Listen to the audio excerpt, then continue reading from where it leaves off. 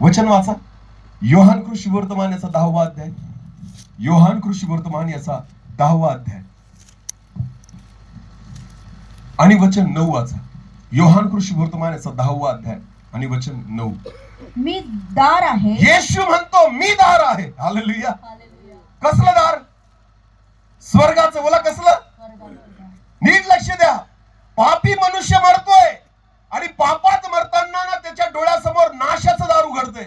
पण तुम्हाला माहितीये का, त्या दोघं पापी व्यक्तींसमोर नाशाचं दार होतं, पण त्या दोघांच्या मध्यभागी पण एक दार होतं. कोणतं? स्वर्गाचं. हालेलुया. दोघांना आयडिया नाहीये. दोघांना माहिती नाहीये की आमच्या जवळच एक स्वर्गाचं दार आहे. हालेलुया. बोला येशू मसीह की. यहुदा 3.5 वर्ष येशू ख्रिस्तासोबत राहिला, पण त्याला कळलंच नाही की स्वर्गाचं दार आमच्या मध्येच आहे.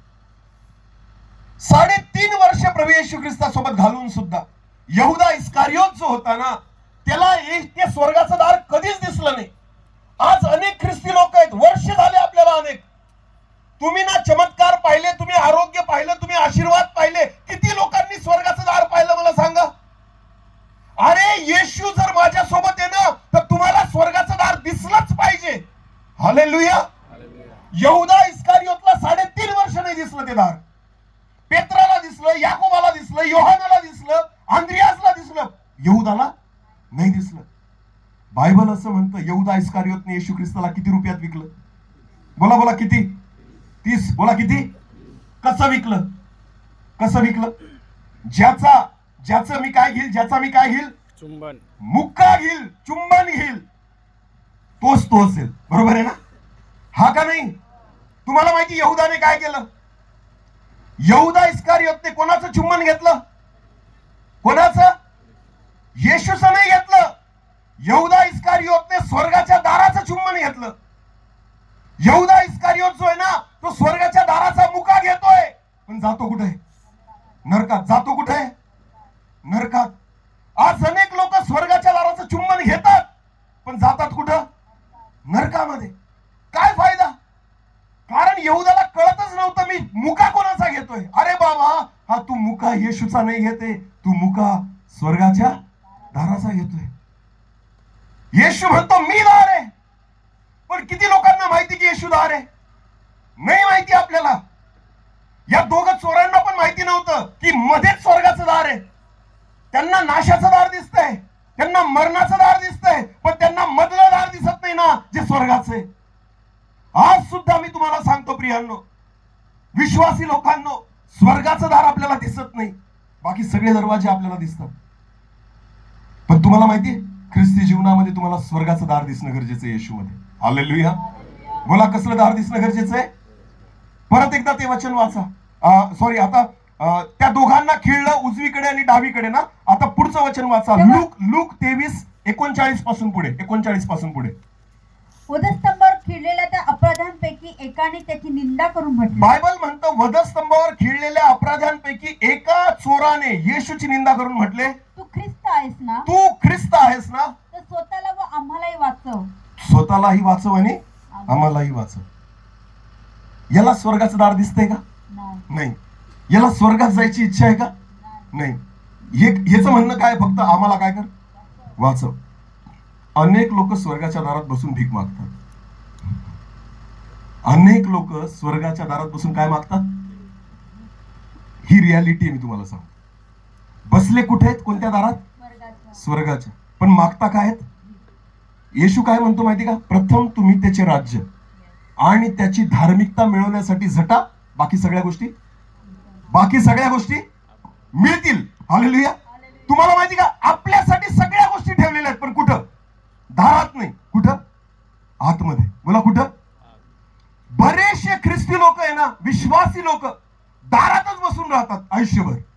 देवाकडे तिथंच मागतील, मला हे दे, मला ते दे. देव काय म्हणतो माहिती का? मध्ये ये, सगळ्या गोष्टी तिथं आहेत.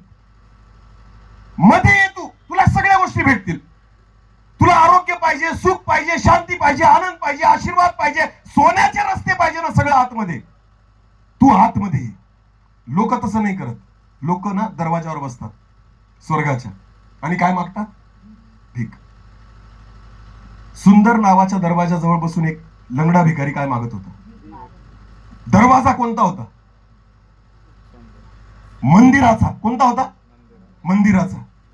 दरवाजावर बसलाय जिवंत देवाच्या मंदिराच्या, पण देवाकडे काय मागतोय? भीक. बऱ्याचदा आपली आत्मिक परिस्थिती तशीच आहे की आपण स्वर्गाच्या दारात बसतो आणि भीक मागतो. देवाला म्हणतो मधूनच थोडं आणून दे, काहीतरी थोडासा आशीर्वाद देऊन टाक. प्रभू म्हणतो तू आतमध्ये ये ना, तुला सगळं भेटेल. आपल्याला आतमध्ये नाही जायचं, आपल्याला सगळं कुठं पाहिजे? बाहेर, दारात. मला कुठं पाहिजे? आशीर्वाद भेटला ना मी खुश, आरोग्य भेटलं ना मी खुश, नोकरी भेटली मी खुश, देवाने प्रार्थना ऐकली ना मी खुश. मला स्वर्ग कुठे पाहिजे? मला स्वर्ग नकोय. लक्षात घ्या, एवढे मोठे बंगले बांधून ठेवले ना, येशू आला तर तुम्हाला तो बंगला सोडवणार नाही, कारण खर्च एवढा करून ठेवलेला आहे. एवढं गभाड आपण जमवून ठेवलेलं आहे ना, मी तुम्हाला सांगतो लोटाच्या बायकोसारखी परिस्थिती होईल अनेक स्त्रियांची,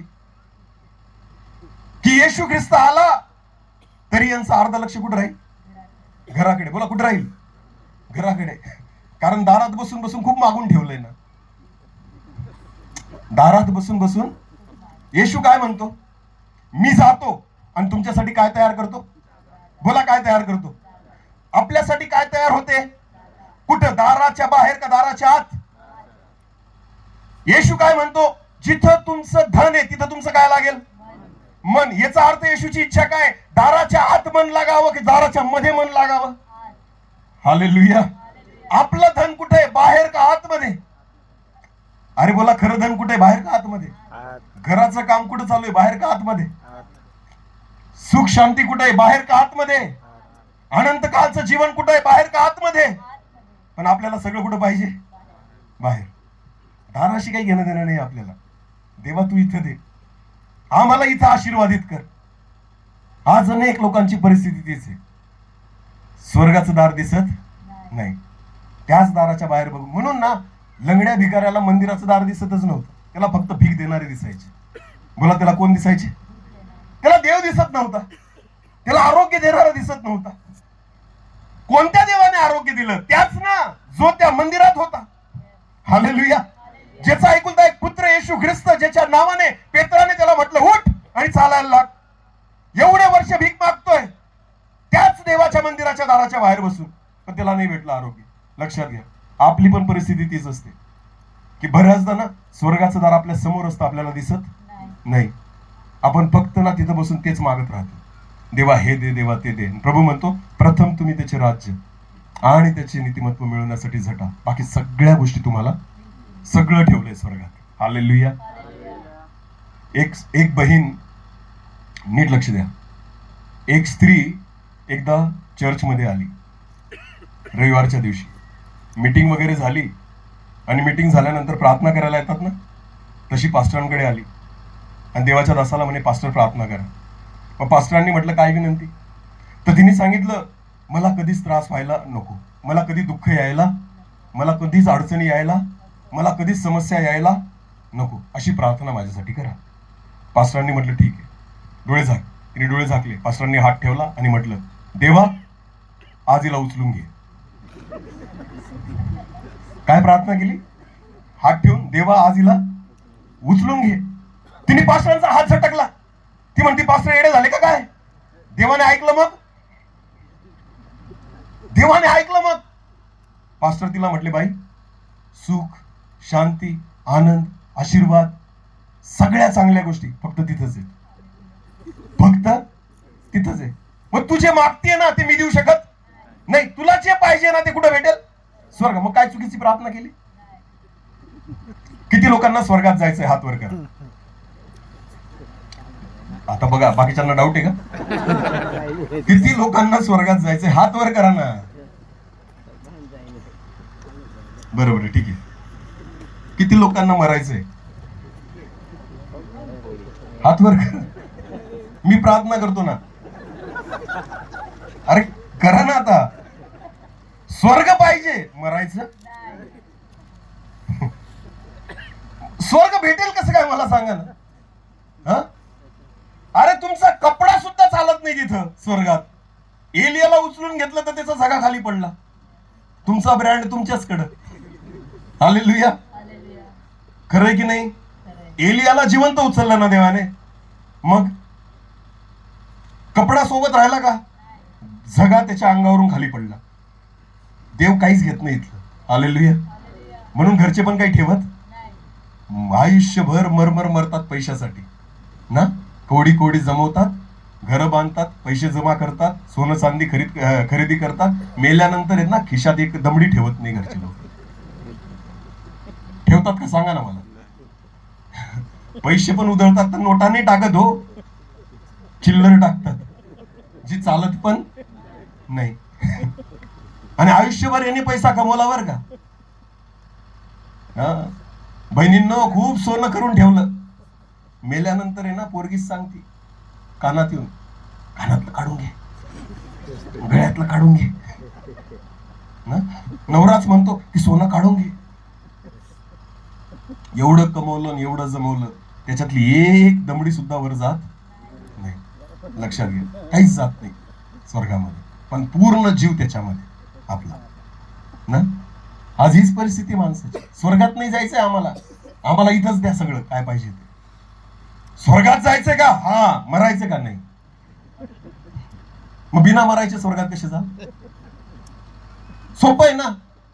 जगातले लोक पण म्हणतात ना मेल्याशिवाय स्वर्ग दिसत.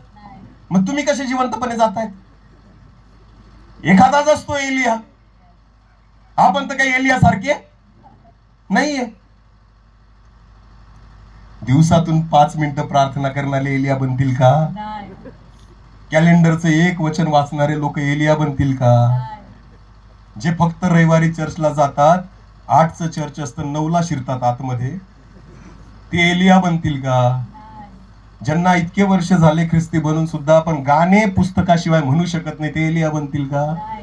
आज का दिन येहो आने बना इतकं सोपं गाणं तरी त्यांना पुस्तक लागतं. याच्यावरून आपली पातळी कळते आध्यात्मिक काय, की तुम्ही किती गाणे म्हणत असाल. ये नाटक आहे सगळं. इथं माईकवर गाणे म्हणणं काय, हे लोकांना दाखवणं की माझा आवाज कसा. यांना घरी बघा, यांच्या तोंडून कधी निघतच नाही गाणं. यांना माईक लागतो गाणं म्हणण्यासाठी. काय लागतो? हा. मग चिठ्ठ्या देतील, आमचं गाणं आमचं गाणं. अरे देवाला माहिती ना, गाणं घरी गा, शेतामध्ये गा, काम करताना गा, स्वयंपाक करताना गा, धुणं धुताना गाणं गा, भांडे घासताना गा. तिथं नाही गाणार. आम्हाला काय पाहिजे? माईक. मग इथं लाईन लागते. मग वचनाला ना 1 तास लेट होऊन जातो. म्हणता वचन कमी घ्या आणि यांना गाणे गाऊ द्या. यांना काय गाऊ द्या? गाणे गाऊ द्या. मग गायची हौस आहे ना, घरी गा ना. जसा दावीद गायचा, मेंढर चारायचा, आराधना करायचा देवाची. कोण ऐकायचं? देव. इथं आपण लोकांना ऐकवतोय, देवाला नाही. खरा आराधक तोय जो घरी पण परमेश्वरासाठी गीत गातो, जो घरी पण परमेश्वराची आराधना करतो. हे बाकी जे असतं ना, हे सगळे नाटक आहेत. लक्षात घ्या. हा. लोकांना फक्त दाखवायचं की माझा आवाज किती चांगला, मी किती चांगला गाणं गातो. मी म्हणतो ना, जर तुम्ही खरे आराधक असाल ना, पहिले घरी गाल. हा. रोज आराधना कराल. माईक नसला तरी, लाईट नसली तरी, म्युझिक नसलं तरी, फक्त देव पाहिजे आणि मी पाहिजे. हालेलुया. ती असते आराधना. आमेन. हा. ती असते आराधना. आज आपण जे करतोय ना प्रियांनो, आपल्याला वाटतं मी खूप धार्मिक आहे. बिलकुल नाही. म्हणून बायबल म्हणतं काय करा? पश्चाताप करा, कारण स्वर्गाचं राज्य जवळ आलेलं आहे. आज आपली परिस्थिती तीच आहे. आपण काय करतोय ना, आपलं आपल्यालाच कळत नाही. स्वर्गाच्या दारासमोर आहे, लक्षात घ्या ना. त्यांनाच माहिती नाही, दोघं चोरांना, की आपल्यामध्ये स्वर्गाचं दार आहे.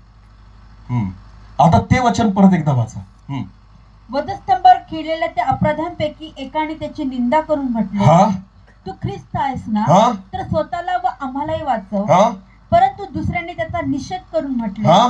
तुलाही ती शिक्षा झाली पण असता. दुसरा जो अपराधी आहे ना, तो म्हणतो अरे तुला जी शिक्षा झाली आहे, तू देवाला सुद्धा भीत नाहीस तू का? तर देवाला सुद्धा भीत नाहीस का? हा? आपली शिक्षा तर यथान्याय आहे. आपली शिक्षा यथान्याय आहे. आपण आपल्या पापांचं फळ भोगतोय. आपण आज जर मरतोय, आपण जर शिक्षा भोगतोय ना, तर आपण जे केलंय ना त्याची शिक्षा भोगतोय. याचा अर्थ काय? केलेल्या पापांची त्याला जाणीव आहे.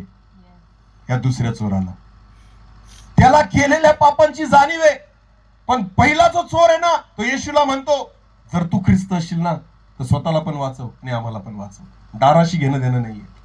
स्वर्गाशी घेणं देणं नाहीये. मला इथं वाचव, मला जगात जगायचंय, स्वर्गात जायची इच्छा नाहीये.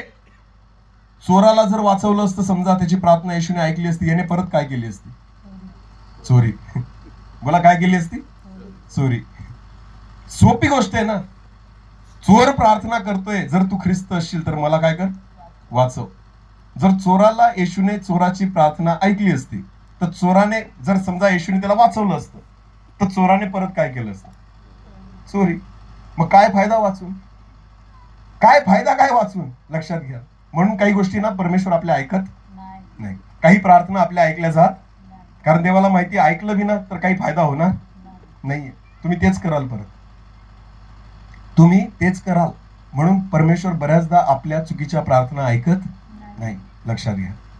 पण दुसरा चोर म्हणतो आपण आपल्या पापांची शिक्षा भोगतोय, आपली शिक्षा यथा न्याय आहे. पुढे वाचा. कारण आपण आपल्या कृत्यांचे योग्य फळ भोगत हा? आहोत, परंतु याने काही अयोग्य केले नाही. याने काही अयोग्य केलेले नाही. मग तो म्हणाला, अहो प्रभू येशू, अहो प्रभू येशू, आपण आपल्या राजाधिकारीने याल हा? तेव्हा माझी आठवण करा. तेव्हा माझी काय करा? आठवण करा. पुढे वाचा. येशू त्याला म्हणाला, मी तुला खचित सांगतो, आजच तू माझ्यासोबत सुखलोकात असशील. स्वर्गाचं दार उघडलं गेलं. कोणासाठी? दुसऱ्या चोरासाठी. हालेलुया. दोघं चोर आहेत तिथं, पण दार दोघांसाठी नाही उघडलं. दार त्याच्यासाठी उघडलं ज्याने काय केला? पश्चाताप केला. हालेलुया. नीट लक्ष द्या. फरक नाही पडत ना. दोघांचं अंतर सारखं. येशू सोबत दोघं उजवीकडे आणि डावीकडे आहेत. येशू बरोबर सेंटरला आहे. नीट लक्ष द्या. मी आज प्रभूची सेवा करतोय ना, तेवढाच येशू माझ्या जवळ आहे जेवढा तुमच्या जवळ आहे. फक्त विषय हा आहे की मी येशूला ओळखतोय, तुम्ही नाही ओळखत.